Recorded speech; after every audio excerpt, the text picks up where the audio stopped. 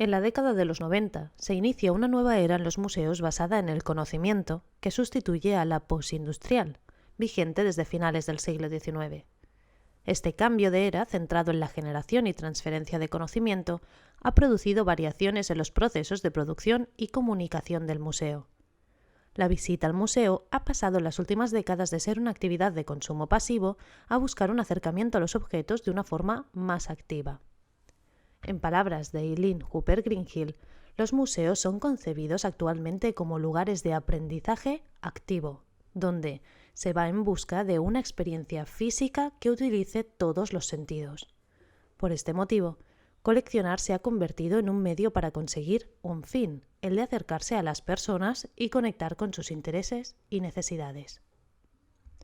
Esto implica un cambio de paradigma, en el que las formas de relación entre los diferentes agentes implicados en un dispositivo expositivo son cada vez más cercanas a las artes performativas y, con ello, a una dimensión espaciotemporal abierta y en movimiento, que pretende un conocimiento encarnado y situado, en lugar del estatismo, la objetividad y la frontalidad que tradicionalmente ha caracterizado a las artes representativas.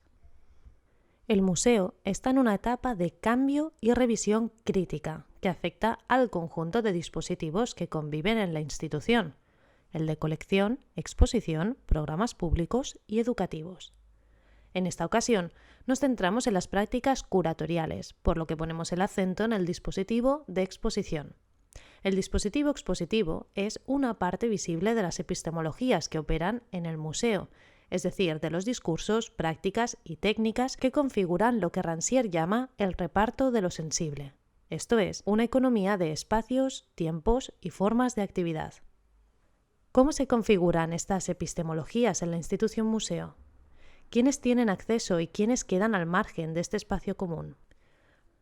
Para Lucy Lippard, Tony Bennett, Douglas Krim y Michael Warner, el museo es una institución colonial y capitalista que tiene por función escribir la historia y construir el imaginario de la clase hegemónica.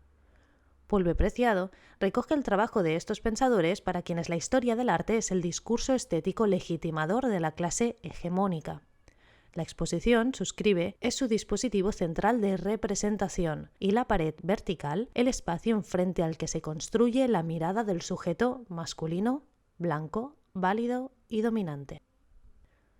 La configuración del reparto de lo sensible en el museo ha estado regida por el sujeto dominante de la modernidad, que ha determinado los sistemas de conocimiento operativos en la institución a través de la ordenación y catalogación de las colecciones, así como de los modos en los que sus objetos han sido narrados y colocados en las exposiciones. Los órdenes de lo visible y los órdenes del discurso, que componen el dispositivo expositivo, se han creado desde esta posición hegemónica, dejando al margen las minorías o, dicho con la terminología de Preciado, los sujetos subalternos alterizados. La relación con la institución fuera de la posición canónica es la del otro. Un otro que no está excluido de la institución, sino que está incluido precisamente como otro. Foucault llama a este funcionamiento lógica de exclusión incluyente y se la atribuye a las instituciones totales o totalizantes, entre las cuales está el museo. El museo, continúa Preciado siguiendo la estela Foucaultiana, es un dispositivo de alterización que construye identidad y diferencia. En este escenario institucional es en el que proponemos 5 estrategias de la práctica drag para reconfigurar el reparto de lo sensible en la visita al museo, es decir, para mover un régimen dominante de visibilidad y discurso y abrir un lugar para una nueva relación de agencia entre los diferentes agentes implicados en el dispositivo expositivo. Las estrategias creativas a las que vamos a hacer referencia han sido desarrolladas en mi investigación artística con el drag, por lo que no pretenden definir de forma general la práctica del drag, sino que se articulan a través de la experimentación propia con las disposiciones del cuerpo en relación con el género. Mi proceso creativo como performer nace de mi experiencia como identidad queer en un mundo heteronormativo. En mi proceso de reconocimiento como tal, como subalterno, como un otro incluido, encuentro en el drag una forma de expresión e investigación artística que es también una forma de resistencia política, puesto que, para nosotros, el mero acto de existir y reconocernos a nosotros mismos en lo público supone una lucha cotidiana. El drag me posibilita reconfigurar estas disposiciones de los cuerpos en sociedad, de generar un conocimiento de y en el cuerpo y el género que se da en lo sensible.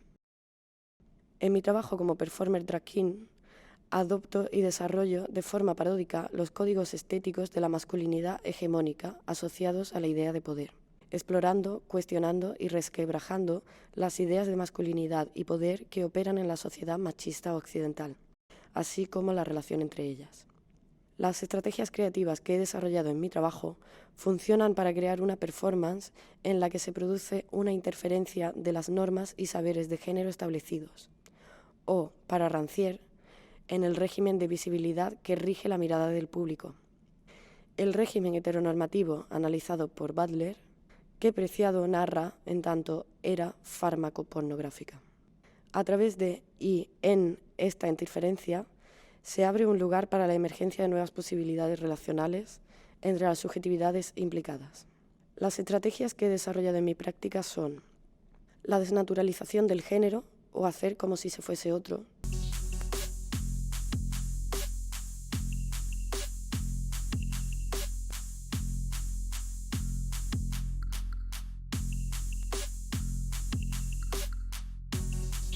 la utilización de la parodia para mostrar el carácter construido del género, exagerando su artificio,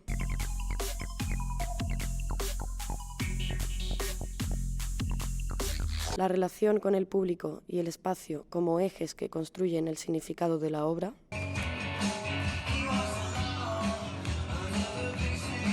el uso del humor irónico como vía de empoderamiento,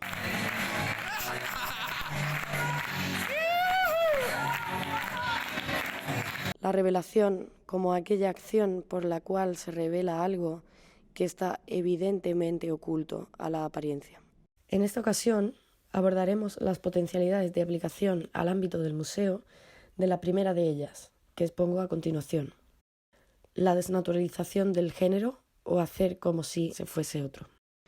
Adoptar los códigos de género opuestos a los que corresponden con la asignación normativa produce, en términos de Butler, la desnaturalización del género, rompiendo su asociación fija con los genitales y mostrando su contingencia como repetición sin original. Así, adoptar la apariencia y códigos masculinos siendo una persona asignada mujer, por ejemplo, desnaturaliza el género de forma doble.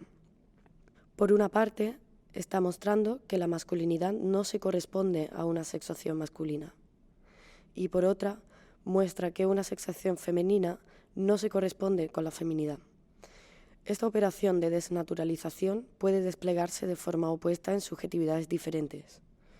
Por ejemplo, Alba Pons, desde la subjetividad cis, relata su primera experiencia con el drag de la siguiente manera: me miré al espejo y sentía cierto sentido de autenticidad que me descolocaba y que ponía en cuestión, a la vez, el sentido de autenticidad de mi performance más cotidiana. Preciado, por entonces Beatriz, relatando la misma experiencia, pero desde la subjetividad trans, lo vive de una manera diferente. Y de repente lo veo emerger en el espejo. No lo fabrico como un personaje teatral, simplemente emerge de quién soy, de cómo me he visto siempre. La diferencia es que ahora resulta visible para la mirada de los otros.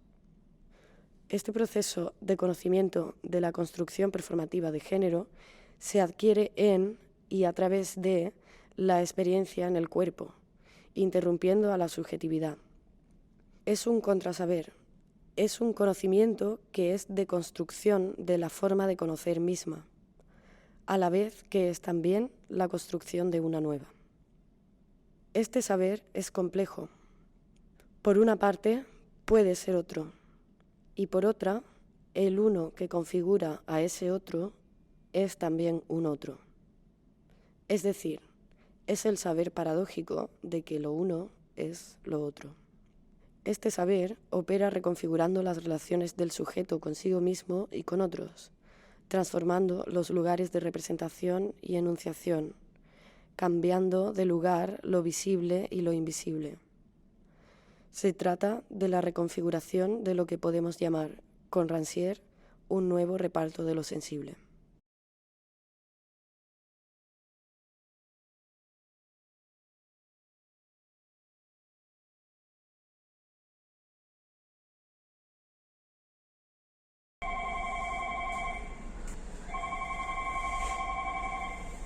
La institución del CIS te llama.